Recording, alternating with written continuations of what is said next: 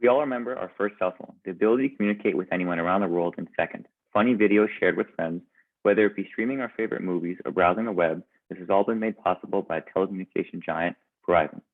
Hi, we are Team 4, and throughout the semester, we've been analyzing Verizon to provide valuable insight for this elite telecommunication company. My name is Kevin Rothman. Today, we will cover Verizon's background and analysis, issue identification, our recommendation, and our implementation. With that, let's get into Verizon's background.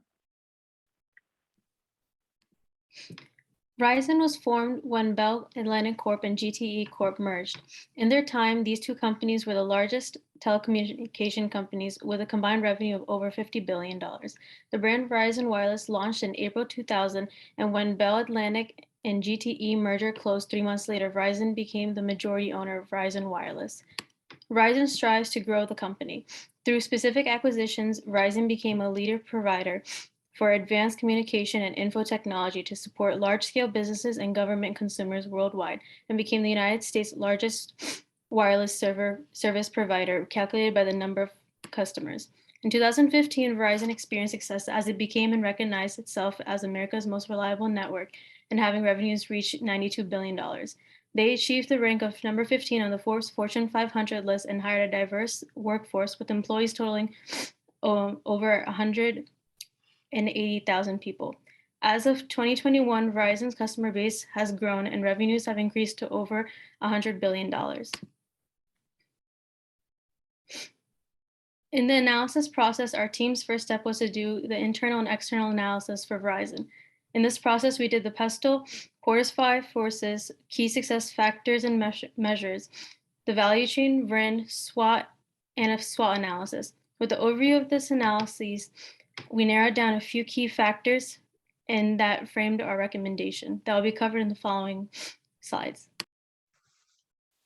As Team 4, throughout the semester, we have conducted different types of frameworks for Verizon.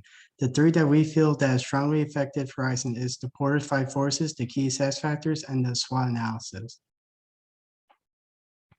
The threat of new entry is low as wireless providers like Verizon and TNT dominate the space. The companies in this space are very competitive and have built up advantages such as their brand and local customer markets. So it would be difficult to penetrate the industry. In today's world where technology is constantly evolving and being flooded with user data and information, it's crucial that companies like Verizon in the telecommunication industry to be able to assess, protect, and possess the infrastructure necessary to support the sheer amount of data that's being received electronically. In our SWOT analysis, we found the lack of diversification to be the weakness and emerging as a possible threat to Verizon. That's because Verizon diversification is only being in one sector only. Now that we have identified the main issue that is impacting Verizon's performance, we can compare its weaknesses and strengths and come up with the best recommendation. Considering Verizon's mission, which is we deliver the promise of the digital work to our customers, we make their innovative lifestyles possible. We do it all through the most reliable network and the latest technology, and putting that hand in hand with the company's vision, which is to inspire tomorrow's creators to use technology to build brighter futures for themselves, their families, and the world. We know that the use of technology can really diversify their portfolio, and follow these two ideas can create a very promising outcome for Verizon. Here we see that 97% of remote workers want to work remotely for some of the time for the rest of their careers. There are benefits to work from home, and proven by COVID, it is a lifestyle and work option that is not likely to go away. Luckily, Verizon did have an acquisition of BlueJeans, a video conferencing service, in May of 2020. The only issue, you can see that my team is using Zoom for this call, and probably everyone in the room watching this hasn't even heard of this platform. We see here that FaceTime, Messenger, Zoom, etc. are ranked as the top most used video conferencing service platforms. But just like the graph that depicts the increase in growth for Zoom, that too can happen for BlueJeans and make Verizon's video conferencing services a household name, just like the rest of their services. Moving on to the implementation. Luckily, the need to diversify is already happening as the acquisition for the company has been implanted. The only issue is that it still isn't one of the leading video conferencing technologies since it has been released. Since it still has time to make a name for itself, it can conduct research to see what competitors lack, like freezing, webcam not connecting, security issues, and more. Verizon can make BlueJeans better than that and make it very simple for everyone to use. Next, once the changes have been done, it is time to spread the word. Verizon grew its name from the amazing commercials that they had in the early 2000s that took over the industry. They used infographics like this one that compared AT&T and Verizon coverage in the US. The Verizon guy was also found on almost every commercial and was well known in households.